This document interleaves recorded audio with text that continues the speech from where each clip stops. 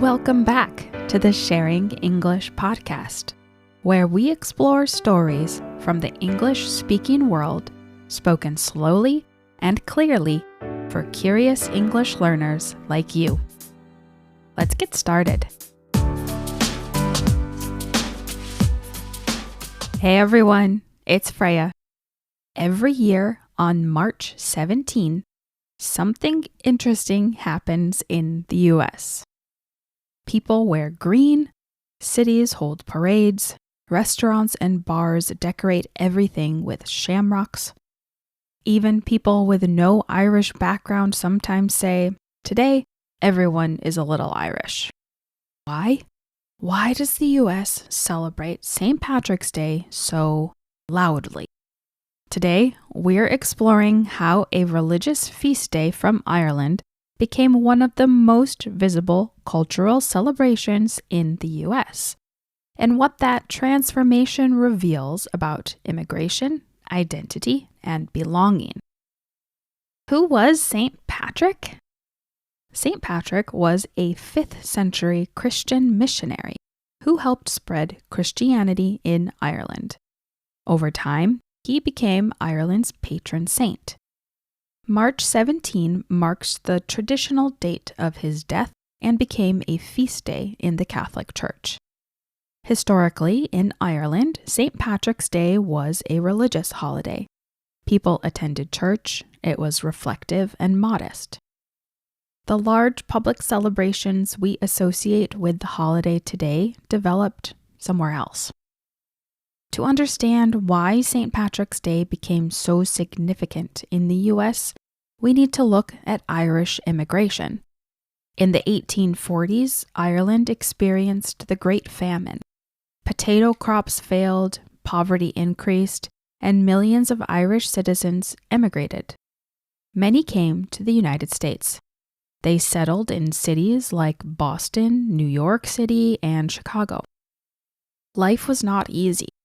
Irish immigrants faced discrimination, poverty, and anti-Catholic prejudice.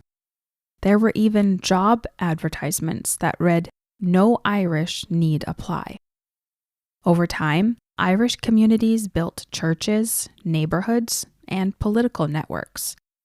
Public celebrations, including St. Patrick's Day parades, became a way to express pride and solidarity.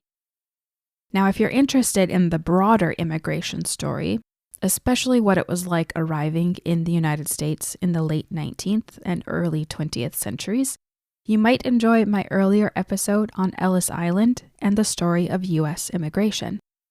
That episode gives more context to how immigrant groups, including the Irish, entered and shaped American society. Back to St. Patrick's Day. Here's something fascinating. Large-scale St. Patrick's Day celebrations developed in the United States before they became common in Ireland. One of the earliest recorded St. Patrick's Day parades took place in New York in the 1700s. Over time, parades grew in size and visibility. Today, cities across the country hold massive celebrations. In Chicago, the Chicago River is dyed bright green every year, an image that has become internationally famous. St. Patrick's Day evolved from a religious feast day into a public celebration of heritage. It became a way for Irish Americans to claim space in American civic life. My own experience with St. Patrick's Day is a little different. My family doesn't claim Irish heritage, so growing up, it wasn't a deeply personal holiday for us. We didn't celebrate it in a serious or traditional way. My community wasn't Irish Catholic, so we didn't celebrate it in a big way at church. In school, we probably had a lesson or something fun on St. Patrick's Day, but no big party or celebration. But when I lived in Chicago during university, it felt different. Chicago has a strong Irish American presence, and St. Patrick's Day is a major city event. I celebrated with friends who grew up in the Chicago area, many of whom do have Irish heritage, and I celebrated with the city that I then called home. For me, it wasn't about ancestry. It was about community. That's something uniquely American. You can participate in cultural traditions as part of a shared civic experience, even if they aren't directly tied to your family history. Today, St. Patrick's Day includes green clothing, shamrock decorations, leprechauns chasing pots of gold, parades, festivals, green drinks. I even ate a bagel in New York City that was dyed like the Irish flag. In many places, it has also become associated with bar culture and parties. This raises interesting questions. How does a religious holiday become a large public festival? How does cultural pride become commercial celebration? In the United States, public holidays often evolve this way, becoming community events that mix heritage, business, and entertainment. St. Patrick's Day also reveals something important about American identity. In the US, people often describe themselves with hyphenated identities. Irish American, Italian American, Mexican American. Even generations after immigration, ancestral identity remains visible. This is different from some countries, where assimilation means gradually shedding ethnic distinction. In the United States, heritage is often celebrated publicly. St. Patrick's Day is one example of that. And St. Patrick's Day in the US tells a larger story.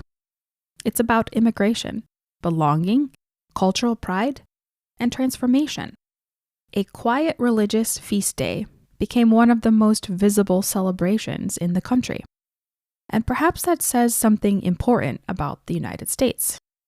A nation shaped by immigrants where traditions evolve and take on new meaning over time. So I'll leave you with this question. When a country celebrates the heritage of its immigrants so visibly, what does that say about national identity? Let me know. Thanks for listening to the Sharing English podcast. If you enjoyed this episode, I'd love it if you'd subscribe, leave a rating or review, and share the podcast with a friend who's also learning English. You can find out more about me and the podcast at our website, www.sharing-english.com. New episodes of the Sharing English podcast are available weekly wherever you listen to podcasts. As always, let me know, what topics are you interested in hearing more about? Until next time, keep listening, keep learning, and keep sharing English.